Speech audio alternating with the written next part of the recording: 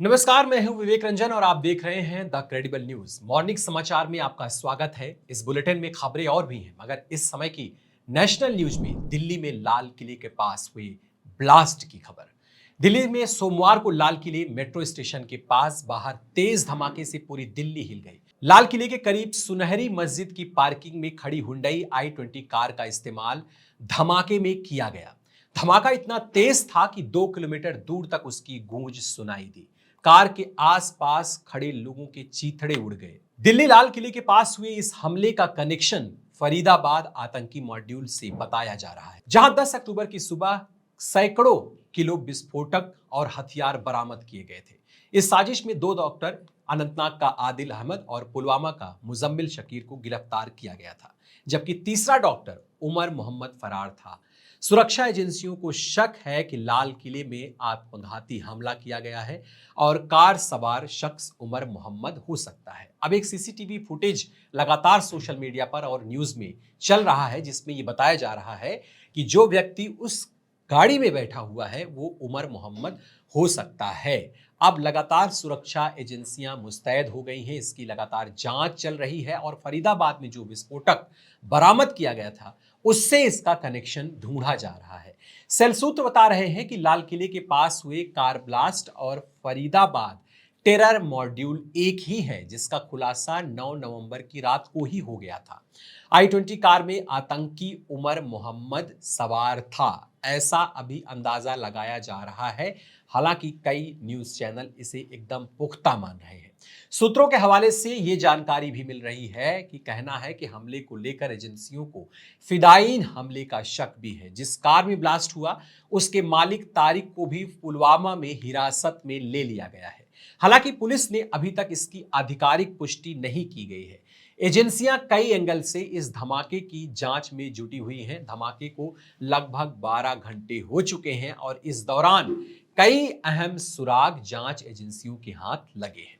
पुलवामा के अवंतीपोरा से 3 लोगों को भी पकड़ा गया है, ऐसी खबर सामने आ रही है। अभी तक की अपडेट में 3 लोगों को पकड़ा गया है। ये वो लोग हैं जो गाड़ी को बेचने और खरीदने में शामिल थे और कल से यह खबर चल रही है कि जिस गाड़ी में ब्लास्ट किया गया था वो कई बार खरीदी और बेची गई है। हालांकि पुलिस अब इनसे पूछताछ कर रही है।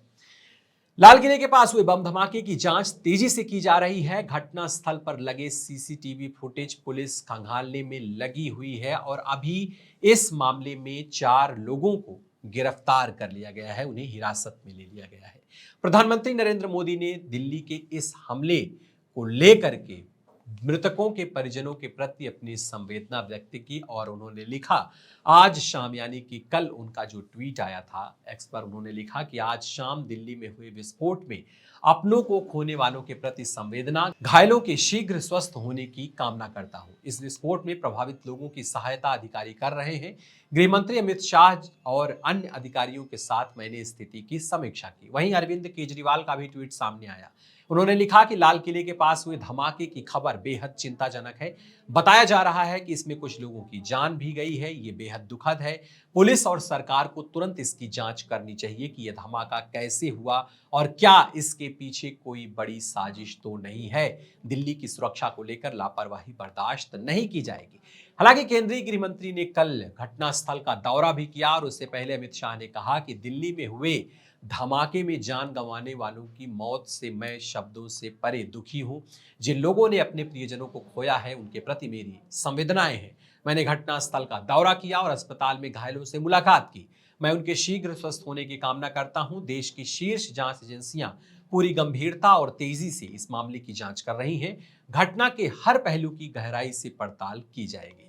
दिल्ली ब्लास्ट पर जनसुराज के संस्थापक प्रशांत किशोर का भी बयान आया। उन्होंने कहा कि चुनाव के समय में इस तरह की बातें यदा कदा होती रहती हैं, उससे बिहार के लोगों को विचलित होने की जरूरत नहीं। बिहार का चुनाव है, बिहार के मुद्दे पर वोट देना चाहिए। सुरक्षा के लिए बिहार और देश के लोगों ने संसद में लोगों को भेजा है। पक्ष विपक्ष वहां है, राष्ट्रीय सुरक्षा देश का मामला है, सब लोग सरकार के साथ खड़े हैं, उचित कार्रवाई सरकार करेगी। दिल्ली के सीएम रेखा गुप्ता ने क्या कुछ कहा उसको भी जानिए। लाल किले के पास हुई कार विस्फोट की घटना अत्यंत पीड़ादायक और चिंताजनक है। इस दुखद हादसे में जिन लोगों ने अपने प्रियजनों को खोया है उनके प्रति मैं अपनी गहरी संवेदनाएं व्यक्त करती हूं। ईश्वर से प्रार्थना है कि घायल शीघ्र स्वस्थ हों। प्रभावित लोगों की हर संभव सहायता सुनिश्चित की जा रही है। दिल्ली पुलिस, एनएसजी, एनआईए और एफएसएल की टीमें मिलकर पूरे मामले की गहन जांच में जुटी हैं। सभी दिल्ली वासियों से निवेदन है कि अफवाहों से बचें और शांति बनाए रखें। कृपया केवल पुलिस और प्रशासन द्वारा जारी आधिकारिक जानकारी पर ही विश्वास करें। वहीं अखिलेश यादव ने कहा कि दिल्ली ब्लास्ट एक बेहद दुखद और गंभीर घटना है। इसकी हर पहलू से जांच की जाए। इस ब्लास्ट से देश की राजधानी में जो भय व्याप्त हुआ है उससे जनता को उबारने के लिए तुरंत सुरक्षा प्रबंध किए जाएं। मृतकों के प्रति गहरी संवेदना, सभी घायलों का अच्छे से अच्छा इलाज सुनिश्चित किया जाए। हालांकि इस मामले के बाद पूरे लाल किले के पास सुरक्षा व्यवस्था बढ़ा दी गई है। वहां का मेट्रो स्टेशन भी अभी फिलहाल के लिए बंद कर दिया गया है और दिल्ली समेत मुंबई और उत्तर प्रदेश के भी कुछ बड़े शहरों में हाई अलर्ट जारी किया गया है। अब देखना यह है कि ये जो ब्लास्ट सामने आया है क्या ये आतंकी साजिश है, और अभी तक जो सुराग मिले हैं उसका कनेक्शन कल फरीदाबाद में बरामद किए गए उस पूरे विस्फोटक के जखीरे से लगाया जा रहा है। जांच चल रही है, आधिकारिक जो भी सूचनाएं प्राप्त होगी उसे हम आपको बताते रहेंगे। अगली खबर की तरफ नजर डालते हैं। फीस न भर पाने से छात्र ने की आत्महत्या।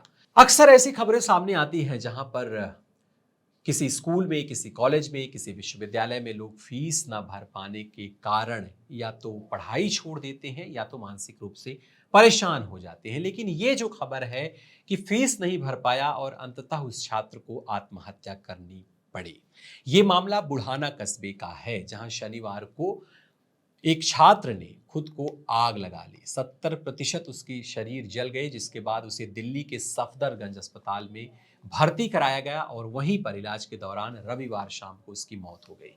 मृतक की पहचान उज्जवल राणा, जो कि 22 वर्ष का है, डीएवी कॉलेज बुढ़ाना के बीए द्वितीय वर्ष के छात्र के रूप में पहचाना गया है। पुलिसकर्मियों पर लापरवाही। लाइन हाजिर पुलिस अधीक्षक एसएसपी संजय कुमार ने बताया कि लापरवाही बरतने के आरोप में सब इंस्पेक्टर नंदकिशोर और कांस्टेबल विनीत व ज्ञानवीर को पुलिस लाइन भेज दिया गया है। मामले में नामजद आरोपियों की गिरफ्तारी के लिए टीमें गठित की गई हैं। कॉलेज और पुलिस ने प्रताड़ित होकर मरने वाले छात्र के चाचा सचिन राणा ने बताया कि उज्जवल की हालत काफी गंभीर थी और दिल्ली रेफर किए जाने के बाद उसकी जान नहीं बच सकी।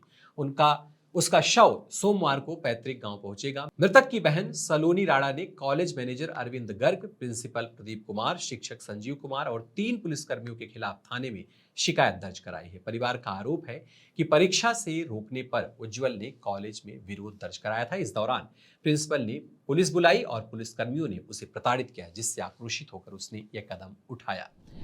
तीसरी खबर बॉलीवुड से जुड़ी हुई है, लेकिन अभी इस खबर की पूरी पुष्टि नहीं हो पा रही है। अभिनेता धर्मेंद्र के निधन की लगातार खबरें नेशनल मीडिया में चलाई जा रही हैं। बॉलीवुड के दिग्गज अभिनेता धर्मेंद्र मुंबई के ब्रीच कैंडी अस्पताल में भर्ती होने के बाद से ही चर्चा में बने हुए हैं। कल रात से उनकी मौत की घटनाएं लगातार वायरल की जा रही हैं, खबरों में बताई जा रही हैं और अभी तक रिपोर्ट्स में कई नेशनल मीडिया ने उनके मरने की पुष्टि तक कर दी गई। रिपोर्ट्स की माने तो अभिनेता को 10 नवंबर को ब्रीच कैंडी अस्पताल में भर्ती कराया गया था। 11 नवंबर की सुबह धर्मेंद्र को लेकर खबर सामने आई कि उनका निधन हो गया है। इस खबर ने दुनिया भर में तहलका मचा दिया था।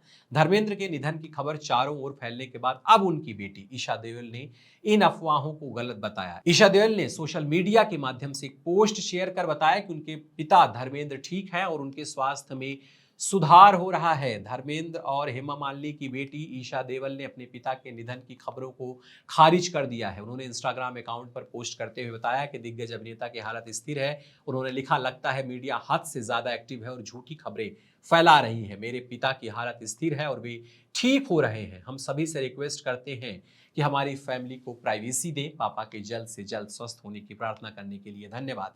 वहीं हेमा मालिनी का भी एक ट्वीट आ गया है, जिन्होंने लिखा है कि जो हो रहा है वो अक्षम्य है। जिम्मेदार चैनल ऐसे व्यक्ति के बारे में झूठी खबर कैसे फैला सकते हैं जो इलाज का असर दिखा रहा है और ठीक हो रहा है। यह बेहद अपमानजनक और गैर जिम्मेदाराना है। कृपया परिवार और उनकी निजता की जरूरत का पूरा सम्मान करें। तो अभी धर्मेंद्र की हालत उनके परिवार के बयान के मुताबिक अभी स्थिर है और वो स्वस्थ हो रहे हैं, लेकिन कई नेशनल मीडिया में ये खबर काफी देर से, सवेरे से ही यह फैलाई जा रही है कि धर्मेंद्र का निधन हो गया था। तो ये थी कुछ खास नेशनल न्यूज मॉर्निंग न्यूज में। देखते रहिए द क्रेडिबल न्यूज।